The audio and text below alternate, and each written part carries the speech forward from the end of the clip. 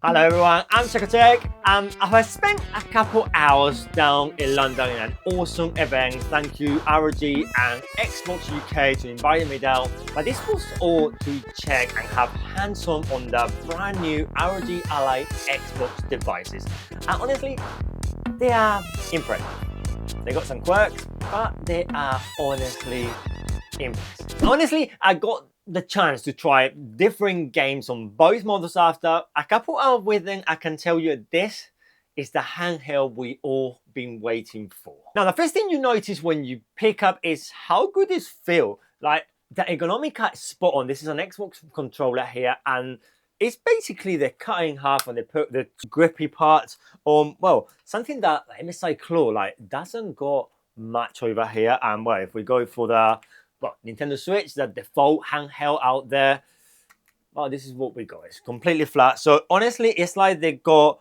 a 7-inch screen and they just attach the two sides of the controller to it. So it does feel really, really good in your hand. And the way it is really well balanced. It's one of those devices you can hold for long session without getting tired. The display is honestly fantastic. It's bright, it's smooth, and it's sharp. Exactly what we expect from, honestly, from ASUS. Games like Forza, Halo, or Doom looks amazing with smooth frame rates and excellent color. Both devices feel fast and responsive, but there are also some key differences inside that really set them apart. The regular ROG Ally Xbox, this is the white version, have the new AMD Ryzen Z2 processor with RDNA 2 graphic, while the Xbox X model, so the black one, a step up to the Ryzen Z2 Extreme with RDNA 3.5 graphics. That means more cores, better efficiency, and more smoother frame rate, especially on demanding titles. For example, Battlefield 6 is a clear difference here. You cannot play at full settings on the white base model, but on the black Ally X, it runs flawless, like max out and completely smooth it. And the RAM has also been improved and upgraded. So the base model comes with 16 gigabytes running at 64,000 megahertz, but the black version, the Extreme, the X version jumps to 24 gigabytes at 8,000 megahertz. So that makes a big difference between when switching between games and apps or running Windows in desktop mode. I couldn't confirm if the storage is actually soldered to the motherboard. I know they both got M.2 SSD, so how easy is going to be to upgrade it? They got a micro SD card at the top, but the white model got 512 and the X model, you're getting a whole terabyte of storage. And battery capacity is big as well. The base has 16 watt hours and the X model, the black one again, have 80 watt hours. So that gives you 20 to 30% more playtime, depends on the games and settings. The X model also is adding USB 4, which Thunderbolt 4 compatibility. So that means faster data storage, better support for external GPUs if you really want to, more flexibility when docking it. Also, it's a little weight difference. The base is about 670 grams and the X is around 715. It's slightly heavier, but it still feels solid and comfortable in your hand. But honestly, something that I really need to say here is the software. Because once you are into the whole thing, it does feel like an Xbox. The menu is like an Xbox, and if you're used to the Xbox UI, it's just an Xbox in your hands. Now, still Windows machine. Windows still running in the background. At that fully set up, if you set it up from zero, straight out of the box, you bought this, right now you go to the shop, you buy it, and you set it all up. It feels like you are setting a laptop. It feels literally one-to-one to a Windows 11 setup.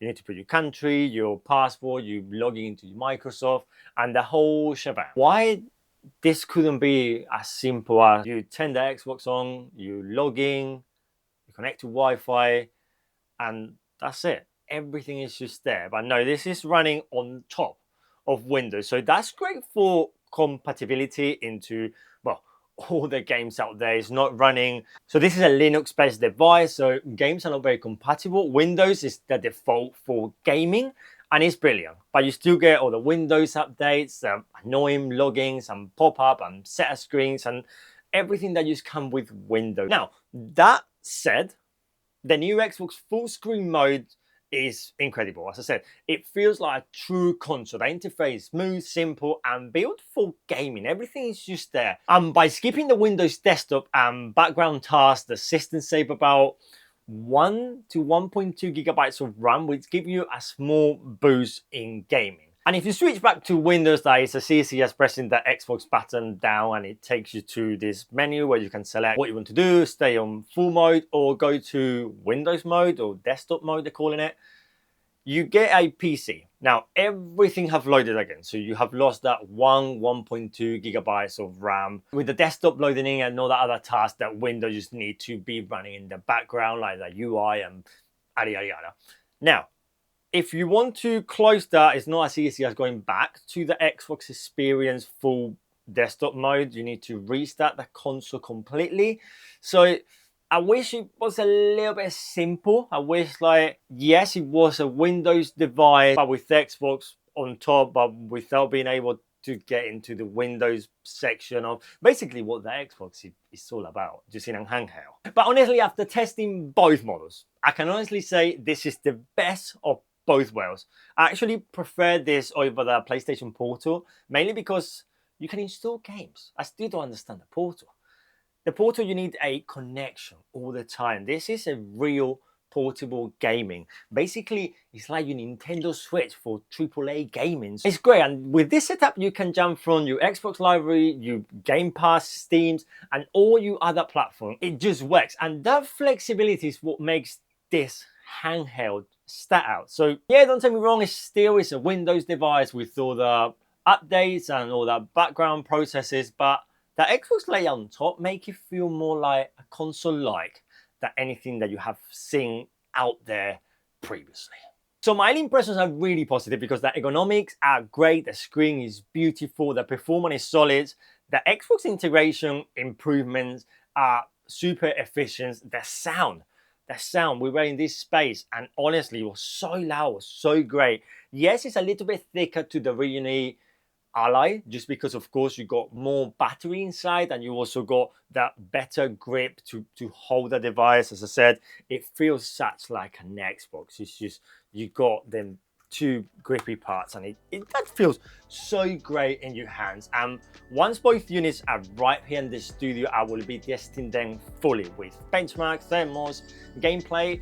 Hopefully I can even open it to show you what's actually inside. But I'm just looking forward to playing multi-title and see how the X model really delivers in the real world. So if you want to see that, you know what to do, just hit that subscribe button and stay tuned for the full studio review because it's honestly coming soon. But that's all guys, thanks for watching. I'm CheCo and I will see you on the next one. Adios.